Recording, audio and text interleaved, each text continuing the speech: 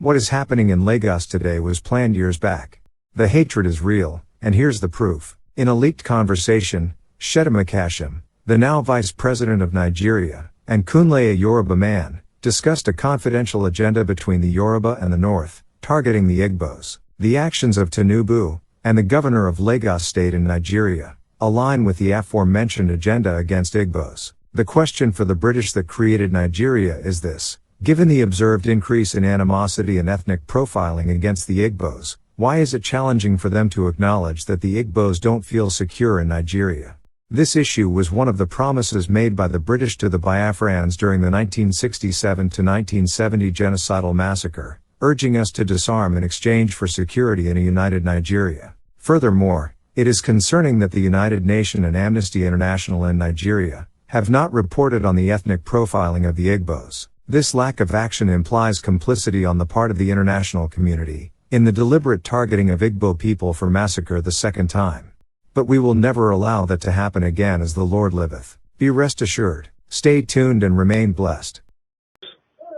I always remember this statement, Mr. Kule. But look at this today now. Today our brother is in charge, and I'm sure he made it clear to the world.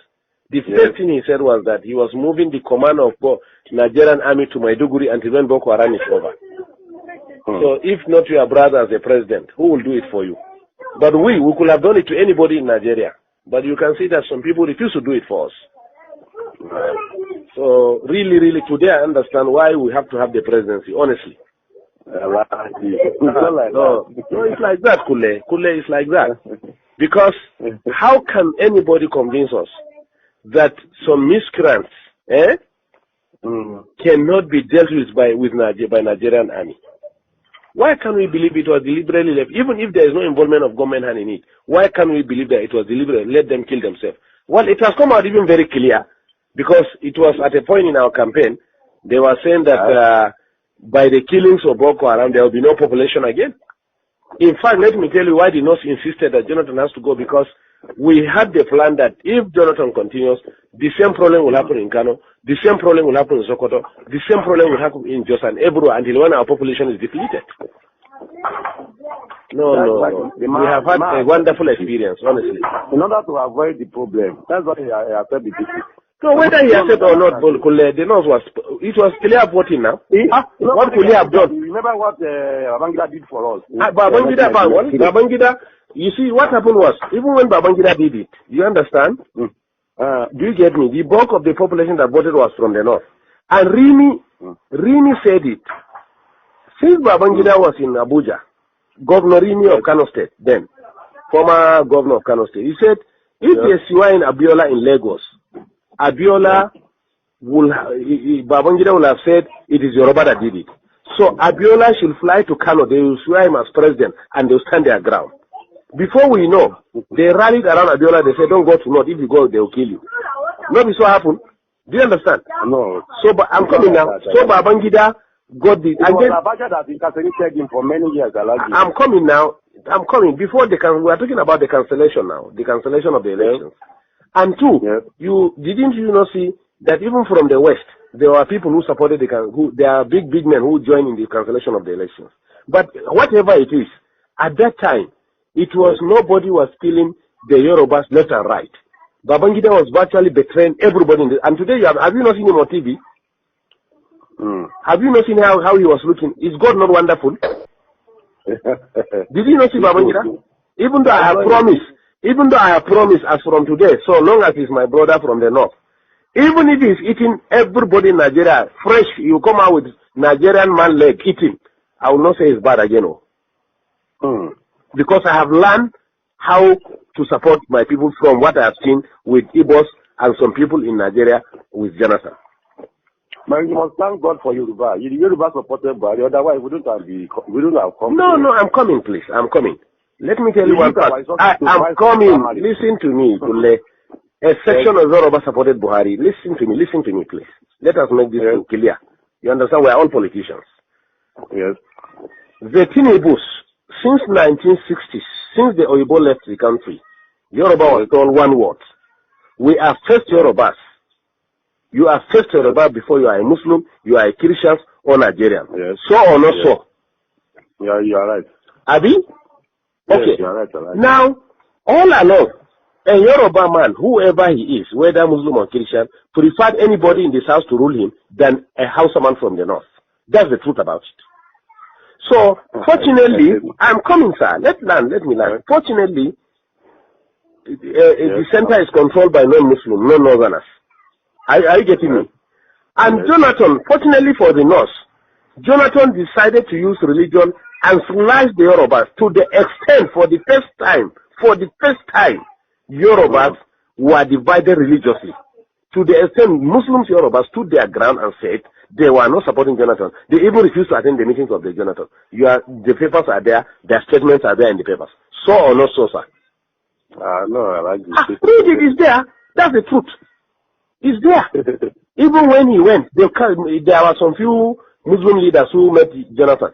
The Supreme Council of Islam of Western Nigeria or Yoruba land came out clearly and said no, they disagreed. Do you get me? We know the population of Yoruba, close to 80%, or let's say close to 60% are Muslim. This man constituted a national conference. This is the Yorubas that were saying it. We read it and we had them saying it. Yes. So that succeeded in dividing the Yoruba themselves. Now, two, the humiliation, whatever they did to us, our own was that let them kill us and reduce our population. But at least they still know that we are significant politically and they allowed us to maintain some position. But in the case of Yorubas, they were sliced out of the whole system. So or not so. That was how Tinubu and the issue of Boko Haram, if we have to talk about Boko Haram, it's not from the south now. I am coming now. Let me forget about Boko Haram now. We brought about the Yoruba politics. Now, Tinubu and the Yorubas generally carried what happened to them and went to Kaduna and met them in Kaduna and begged them that we have to put our head together. Look, sir, let me tell you the truth and find out. At a point, the Yoruba, being humiliated under Jonathan, were even considering to cut off and put their Oduduwa Republic. But they realized if they do that, the Igbos were completely in charge of finance, civil service, security, and everything. If they dare do that, now East and the North, they enjoy exactly. I'm coming now. The Yorubas now. It didn't benefit at all. I'm coming, yes. The Yoruba, at a point, the Yoruba intelligence, at a point realized that if they cut off, the Igbos will finish them. If they stay as it is and Igbo continue ruling, they will be completely finished. Before Jonathan, significant part of the economy, who are the accountants are Yorubas, who are the judiciary and lawyers are Yorubas, who are the civil service are Yorubas. Today you can't find any one of them. So or not so? So that's why the Yorubas say, even if we want to leave this country, we must get this power out of the hand of the Igbos and reposition ourselves. The Northerners really benefited from that Jonathan too much, Alagi. Hey, we have the calculations of the government. We agree. What can he do? He must now. He must. He wouldn't do to us that. He must. He knows that we can do it. He must deal with us. So that was why the Yoruba said no. Whatever it is. So, but what I assure you, let's keep on praying for President Buhari. Oga, we have learned our lesson. We have been in our area here now. They be praying for him. We have learned our lesson. Kule. We pray for the prophet because and even our success. No, to tell you the truth, the North, the northern people, notwithstanding the presidency, honestly, the trust at least of the Southeast is finished. And I assure you too, in Yoruba land, listen to me. I am coming. I am coming. Really helped Northerners in 1979. I am coming, please. They helped Shagari. Listen to me. Not that they help themselves, gentlemen, please. We don't need anybody in this country. They help themselves. Let me ask you a question, sir. Let me ask you a question. Between cars, industries, and human beings, who are more in number? I did not know now. Not number. I'm not talking of population. I'm talking of economy now. I'm talking of cars, the motors that we drive. Yes. And industries that we have. Yes. If you put them on one part and you put human being on the other part, who are more in number? Cars are more. Cars are more than human beings? Human being. Good. Two, if you put fuel and food by the side, which one is consumed more? It's food now. Good.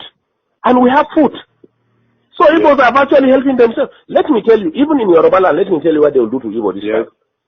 What Oba of Lagos said that we are pushing them to the ocean. Most of these markets that are banning in Lagos, look at it, they are Igbo-dominated markets. You get me? In fact, some Yorubas were telling me when I was in Lagos last weekend that it is we, the Northerners, when we are in charge of Lagos as federal capital, that open room for Igbos to come and dominate them. And it's over now. And it's over. All the businesses Igbos are doing, we are going to bring it and do it. Do you get me? Fashola for the past 5 years have refused to approve any industry, especially pharmaceutical, to Igbo people. Find out. You are right. I get you. Are right. Do you get me? Right. So the Yorubas in these 4 years, that's what we are telling ourselves. If we in the North want to be useless again, let us be. But the Yoruba people in the 4 years, they want to control their land completely. That's why Buhari have to sign that Lagos is going to be given special status. We are going to have a kind of semi-regional system. Lagos is going to have special status. It means nobody again will control Lagos. The indigenes of Lagos are the ones that are going to control Lagos. They can form land policies. Do you get me? They may decide to say, you as a Yoruba man in Lagos, you will pay 5,000 naira per annum for a land as tenant rent. Me as a Hausa man, I will pay 10,000 naira. Igbo man will pay 1 million naira. This is why they are heading for. Do you get me?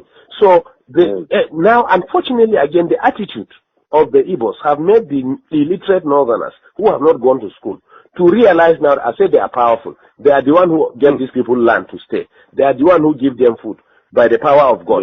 They are the one who accommodated them by the power of God. Do you get me? Since Igbos can turn around and humiliate us, look at what they did to us. Those people that they assembled, about 400 of them, and called them Boko Haram. Do you understand? Do you know that they picked them one by one? They were not moving in convoy. They made some of them to drink their urine. Some also have to come and meet the president and tell him that, look, if one person is killed among these people, I'm telling you, no Igbo man will come out of Kano. That was how they released the Hausa people from Jigawa and Kano, whom they selected and arrested and called them Boko Haram. 2, you are in Nigeria, I'm in Nigeria. Rochas was actually brought up in the north. But it is in his own state. That's why we are telling you, even the Amechi, the Rochas of Kola that are MP, we don't trust them. They are on their own. Let me tell you this. They are on their own. Nobody can deceive us again. We are wise now. Businessmen, they are businessmen. No, what I'm telling you is that Rochas he's running to Sultan. He didn't know Sultan has no significance in this government. Even last 2 days he was in Sokoto. He didn't know that even Sultan has no significance in this government. He was in this north. It was Rochas State, Imo State, that they started saying that Hausa people must have ID card to live in that state. Yes. Can you hear me? They say Hausa people must have ID card to live in state. Yes. Until when we mobilize our people here and say, okay, in that case, all Southerners must live north. Then Jonathan now realized that there was something going on. You say, no, these things have to stop. So are we mad? Do you get me? Count every 5 shops in this north. 4 shops are owned by Igbos. What is Igbo's contribution in the economy? It's not trade, and fraudulent trade for that matter, including you. Igbo have cheated you, unless if you are not buying spare parts and tires and medicine. So or not so? It's so allergic. Do you get me? Yet we accommodated them. Is it going to Dubai to bring tech drugs that we cannot do it? Now the plan is drugs now. No Igbo man will again sell drugs in this north. We are going to bring it from Kano. Drugs are brought by air. They are going to open massive coolers, rooms in Kano and import it all north, and maybe whatever want to buy, come and buy from Kano. No Igbo will sell drugs again. We are tired of all this nonsense. We know how to control our places the way they control their own. What we are saying is that we are all Nigerians, but we are going to learn what they are doing in Southeast and do it in the North too. Simple. Yes. We don't have ancestors, but if Buhari today, as president of this country, want to buy land in the East, he will go and negotiate everything. Tomorrow the chiefs will come and tell him that ancestors made them yesterday night and said they should not sell the land for them. So we don't have ancestors, or we are betraying ourselves. Yeah. Our ancestors have told us that we have been careless. That's why we suffered for the past 6 years. We have to wake up now. It's a very serious thing. Move forward. No. We cannot, sir. The society is already adulterated. That's why, to be honest to you, let me tell you, to be honest to you, We never wanted Buhari in this law, so we wanted Konkoso. Yes. We want. That's what I'm saying. If it is Konkoso, the primary, Konkoso will have defeated Buhari. Listen to me. Hey, you know the Tinibus and Co prefer Buhari because they can. Really tried. Can you hear me? Because Konkoso will have solved this north-south problem for us within 6 months. In Kano, Konkoso gathered all the Igbos and told them that all these drugs that he closed all those fake drugs they are selling in Kano. They know him now. So that's why we wanted Konkoso to be the district. Igbos made in Abuja and warned us after the election that they were the ones in charge of 75% of Abuja is their own. They should be given minister of. Can you imagine? Lagosians say this is the governor they want with their rulers everything. Igbos say no, he cannot be governor. Haba. In somebody's land. Habakule. The arrogance is too much. So 10 years ago I have warned it. I said the Igbos are building nation within our nation. They will engage us within our nation and reinforce from their nation. That is exactly what we saw during the tenure of Jonathan. Immediately we voted Jonathan. What we did to Jonathan in this north, Igbos in the north, their chiefs, gathered and came to Aso Villa. To the glare of everybody on TV, they say it was nobody that voted Jonathan, but the Igbos were the ones who voted him. Did you not hear that one? Did you not read it? In our own land, Igbos say we didn't vote Jonathan. It was they that voted Jonathan. 2, before elections again, they gathered themselves and came and met Jonathan, and met in Abuja and said that they are directing all Igbos in the north must vote Jonathan. We don't mind. Let them vote anybody. But can you do that in the southeast? They stop us from even voting. Let me answer this. Amina wa alaikum salam. Alaji. Kunzone. We call in the night. Hello? Thank you. Can you hear me? In the southeast, all houses in the southeast were prevented from voting. Find out. Yes, find out. But yet in our own land, they will stand and say that. It is their problem that forced above Lagos to say that if they try to frustrate the decision of the Yorubas, they will send them to ocean.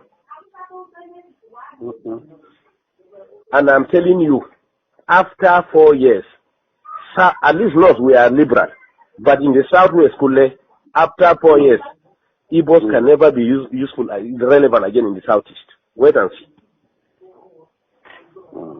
In fact, the plan of APC is that they are going to make alliance of northwest economic development. The west has the ocean. Can you hear me? Yes. The north has agricultural produce. Yes. So what they are going to do, the government is going to develop all the agricultural and mineral resources in the north. And then they will put primary industries here. And then go and export, finally finish them in Lagos or Southwest and export them and bring back the money and share it between the two regions. Let them drink their oil. This is the plan on ground. Let's just pray for success of General Buhari. For that, his success is our success. For that, we can benefit better. It's true. That's our prayer now. That's our prayer here. Everybody is praying for his success for that. If he's successful, everybody is successful. God help us. No, but not to the extent of living the way we are. Our prayer now is that may God remove the influence of the Southeast in our region. That's all what we are praying left and right now. I'm telling you. I like you, okay. No. The Boko Haram, these people are catch red-handed with bombs. Who are supplying the weapons? Who killed General Shua? They think we don't know. They were saying that they were revenging what they did to them in Biafra. Biafra was a war. It was a state war. Trying to bring them back to the nation. No, be so? Do you get me? Some useless idiots started Boko Haram, but there was hand. Don't worry, investigation will reveal everything now. Don't worry. We were just exercising patience, looking at what is happening. That is typical Northern. That's how we are. Just look at what is happening. But we drew a line. 2014, 2015 they call it. It is the end of it. Whether anybody wins or don't win is okay. That was our decision, honestly.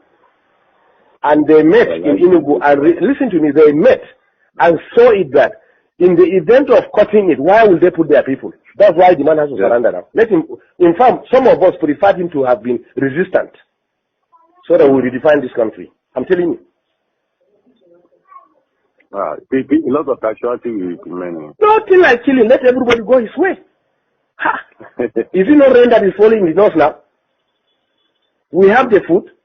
What is oil? Look at Niger. Rano is still selling oil. He's bringing it from Niger. What is the big deal? It is when they met and saw the danger of any attempt, that was how they surrendered. But honestly, we have already made up our mind. Because we said to ourselves, if you don't, even if you stay, they are going to kill you. Abi? Under Jonathan, from Namadi Sambo down to the lowest person in the north is a Boko Haram. They can pick you whoever you are. We know that. At least we are part of the system. Thank you, Kule. Well, bye-bye. Thank you, sir. Thank you.